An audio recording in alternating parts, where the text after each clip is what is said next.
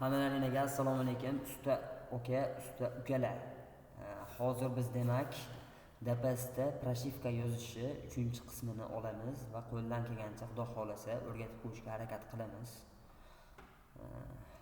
Demak, birinchi qiladigan ishimiz DPSda programma yozishdan oldin mana bu joyda DPSimiz adreslari bor. 614 da mana 614 pinda turadigan modul управления двигатель mana. Demak 614 pinda mana bu joydan mana bu joygacha mana 614 pinda kelib turibdi. Hammasi mana dvigatel ham mana hammasi 614 pinda kelib turibdi. Dvigatelga yozadigan bo'lsak 11 bilan, korobkaga yozadigan bo'lsak 18 bilan, bas ham 40 va hokazo va hokazo. Prosta IPS ga yozayotganimizda, ya'ni panel priborga yozayotganimizda pinimiz 1.33 holatda turish kerak bo'ladi. DPSda dastur programma yozishdan oldin shu narsalarga e'tibor qaratib qo'yasiz akalar. Hozir men bir boshdan ko'rsatib qo'yishga harakat qilaman. Demak, DPS dasturimizni ichini ochib olamiz. Endi programma yozishni nimadan boshlaymiz? ABS dan boshlaymiz programma yozishni. Masalan, qaysi mashinaga programma yozish? Masalan, Captiva 3 ga, masalan, ABS ga Win kirgizishni hozir ko'rsatib qo'yaman. Mana bu joyga get control info kirib, mana o'zimizda 28 tayyor turibdi, chunki boya ABS blokka proshivka yozganmiz biz. 28 mana bu joyga qo'yib olamiz, belgilab turib, read info deganimizda hozir bizga mashinaga ulanmagan, mana bu joydan Win kod chiqadi. Bozordan olib kelib bo'shni qo'yilgan ABS blokdagi Win mana bu joydan chiqib qoladi. Buni o'chiramizda biz o'zimiz qo'ymoqchi bo'lgan Winni joylaymiz. Joylab turib, OK bosamiz. Select qilamiz. ABSni chekirib, biz Captiva 3 ga yozayotgandik-ku. Mana Captiva 3 ni proshivkasini tanlab turib, mana bu joydan programma bosib olsak, Xudo xolasa uspешно bo'lib ishimiz bitadi. Endi ABS blokka konfiguratsiya qilib yozadigan fayllarimiz ham bo'ladi, ya'ni Win kod kirgizish uchun. Mana bu joydan yana 28 qilib read info qilamiz. Mana bu joyga boyagidaqa qilib Win kirgizib olamiz. Echo configuration например. Mana Malibu 2.5 litrlikni ABS ga Win kod kirgizishimiz kerak. Ichini ochib, HTML faylini mana bu joyga tanlab olamiz. Ikkinchisiga tekstovoy faylni kirgizib olamiz.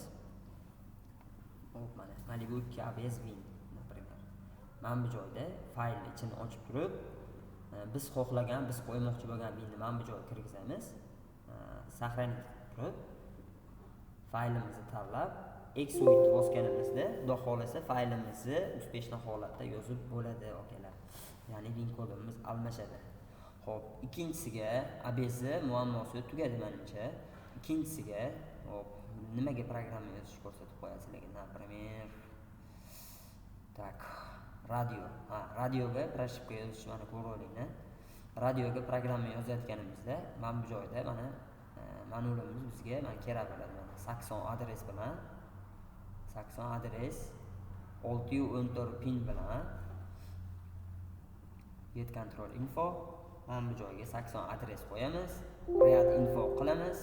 Например, bizga Cobaltga kamera yozishimiz kerak. Yangi chiqqan MCM Cobaltga select qilamiz. Mana bu joyda radio pakkani ochamiz. 2026 kamera. Mana bu joyda Shavkat akaning fayllari bor. Bu faylni tanlab turib, programma ustiga bosganimizda, xudo xolasa birpasda 1 minut, 1,5 minut ichida faylimizni demak yozib bo'ladi. Endi Cobalt keldi, eski versiya Cobalt magnitofon blokirovka holatida. Unda nima qilamiz? Get control info qilamiz. Yana 80 da read info qilamiz. Read info qilganimizda mana bu joyda pasport chiqadi, Win kodi chiqadi. OK ni bosib chiqib ketamiz. OK ni bosib chiqib ketib, select qilamiz. Radioni chekib turib, mana qani magnitofon mana qulfini ochish, mana razblokirovka, ya'ni bizda Malibu 2 ga ham bor, unlock magnitofon qulfini ochish masalan. Mana Cobalt Spark universal bir-biriga tushadi. Faylni tanlab turib, programma qilamiz va xudo xolasa programmamizni uspешно holatda yozadi, как положено holatda. Demak, biz yana nimani tushuntirib qo'yishim kerak sizlarga? Rollovoy faylga keldi. Rollovoyga fayl yozayotganimizda qarang akalar, mana bizda rollovoy fayllarimiz bor. Rollovoyga yozishda ko'pincha konfiguratsiya qilib yoziladi faylni. Masalan, rolovoyga fayl yozayotganimizda mana bu joyda mana biz yana ko'rib olamiz. 31 adres bilan modul управления elektronniy rolovoy mana 614 kan holatida yoziladi bunda ham.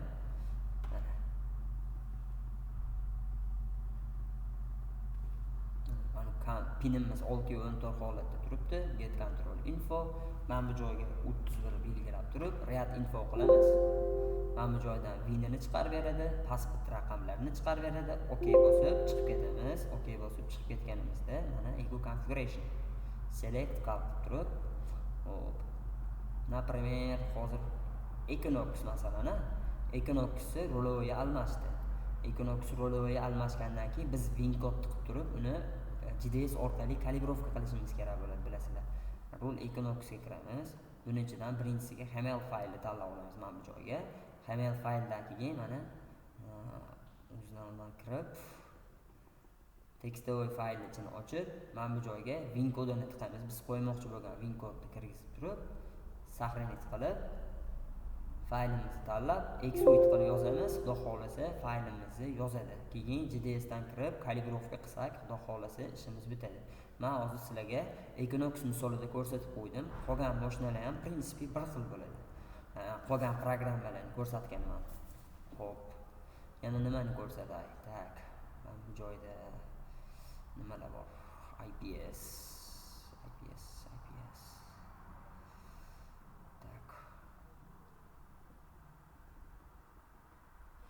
O'tgan safargi videoda suv gradus yozishni ko'rsatgan edim.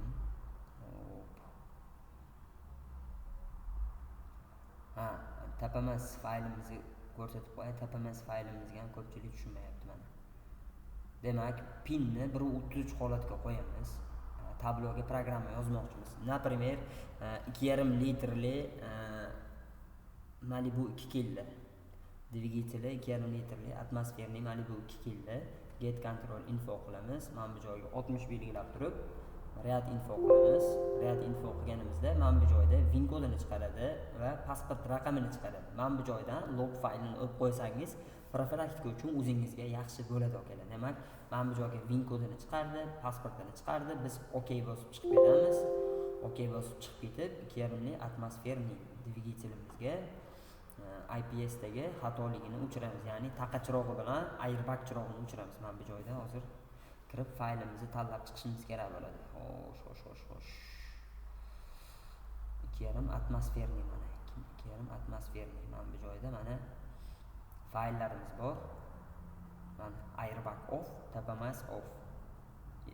Tapamas off o'zi ham bor ekan mana bu joyda. Faylimizni tanlab olamiz. Faylimizni tanlaganimizdan keyin mana bu joyda bizga pasport berganda-yu, pasport bilan mana shu yerdagi pasport bilan faylni tanlab olganmiz hozir. Faylimizdagi pasportni solishtiramiz. Mana faylimizdagi pasport bo'ladi bu. Mana faylimizdagi pasportni solishtirib, bir xil bo'lsa, keyin programma qilib, xudo xolasa faylimizni yozamiz. Faylni yaqin 20 minut, 25 minut atrofida yozadi, lekin pasportiga qarab yozsani hech qanaqa uxlash muammo bo'lmaydi, xudo xolasa akalar. Hop, DPS dasturimiz bo'yicha akalar hozircha shu narsalarni ko'rsatib qo'ydim.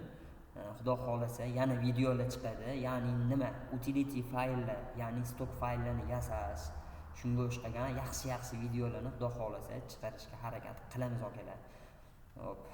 Xudo xolasa YouTube kanalimizga bu videoni joylaymiz. Kirib bemalol ko'rishingiz mumkin.